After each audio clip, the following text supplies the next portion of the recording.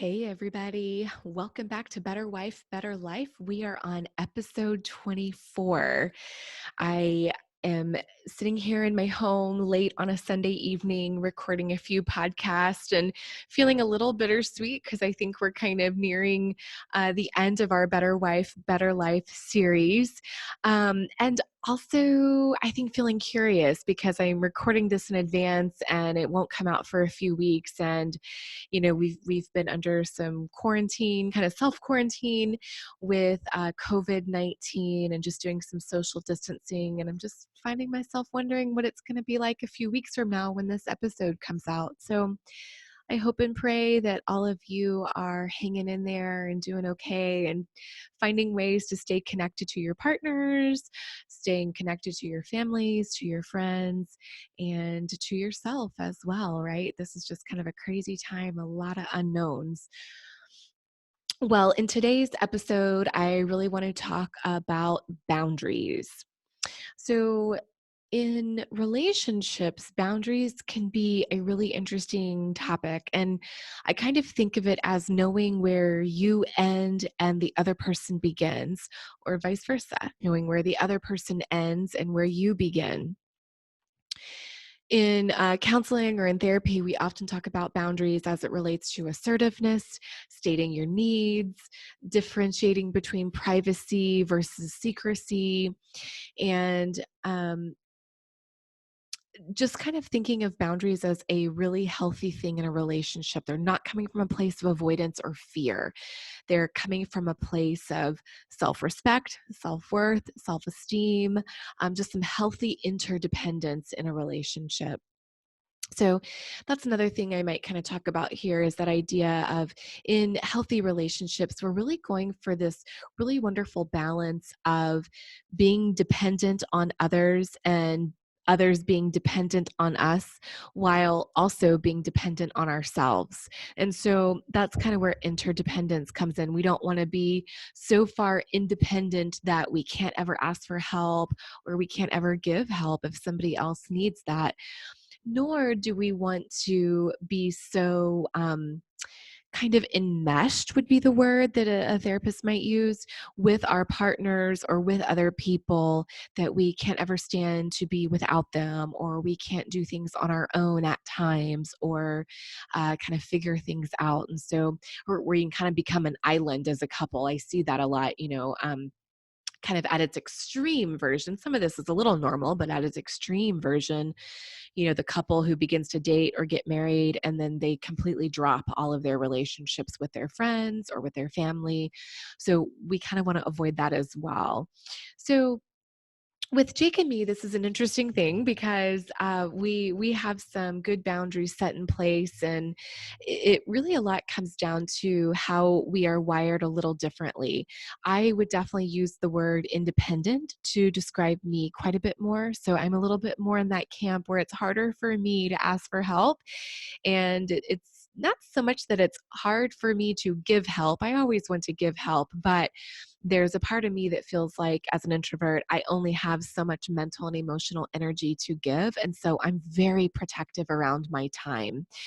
On the other hand, Jake is very community oriented. So I think I've mentioned that before. For me, if I go to the grocery store with Jake, I'm thinking like, okay, let's split the list, let's divide and conquer, we'll get it done faster. And Jake's going there to have a little bit more quality time with me and to kind of get things done together. So whenever we come up against something like that, where he's thinking of us hanging out together, doing something like that, and I'm thinking it's kind of inefficient, we'll just kind of use a sense of humor and we'll say the word community.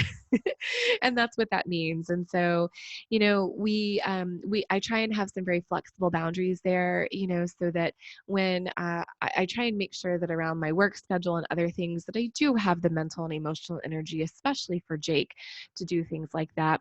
But there are other times where I do need more alone time. And so we try and communicate about that. So One thing I do almost every evening that I can, I try and take a really warm bubble bath, and I like to read my book, and I might have a glass of wine near me. And most of the time, Jake is pretty intentional to let me have that time to myself. Whereas other times, if he really needs to talk about something or to catch up, because remember he works night shifts, so so on his days off. We maybe only have a couple of hours together in the evening, so that's okay too. But he tries to kind of find some balance there, as do I. We also have some boundaries around finances. I would say Jake and I are both spenders and savers, but so we do pretty well together with that. But we are a little different with that. We spend based on different values, and we save on different values as well.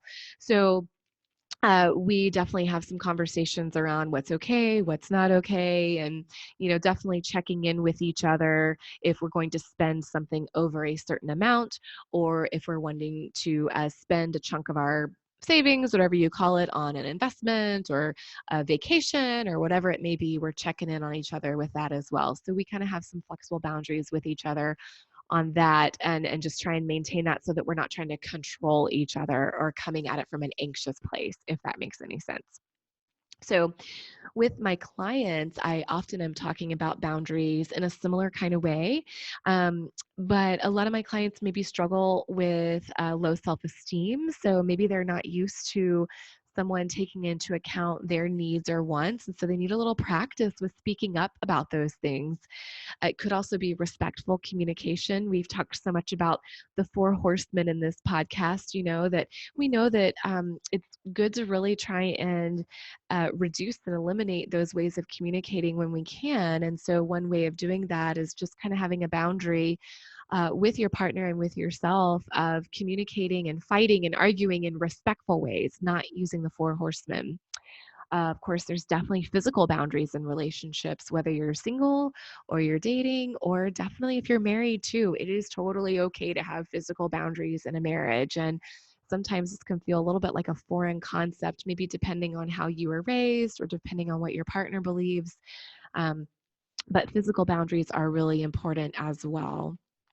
So, I think one of the things to keep in mind with boundaries is the word flexible. We don't want to be so much on the extreme that we have no boundaries, but we also don't want to be on the other extreme where we have really, really rigid boundaries. We want to kind of think about that goal of being interdependent with our partner and not too independent and not too enmeshed. And we want to find ways of talking with our partners, having these open conversations, looking at areas of compromise or areas of win win, also looking at areas that are non negotiable and talking about those things as well, and talking about what are the fears that come up, what are the concerns, what are the outcomes that we're hoping for.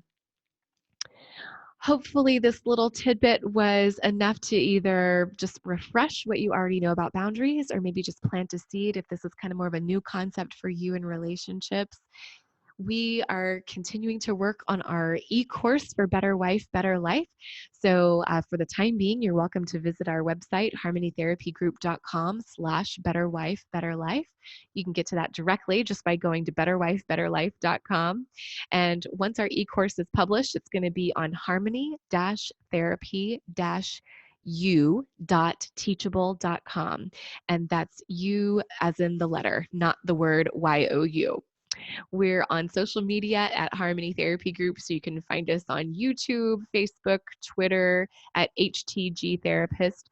Our Instagram and our Pinterest are at Harmony Therapy Group as well. All right. Well, I hope that you guys are hanging in there, doing okay. I'll look forward to talking with you next week.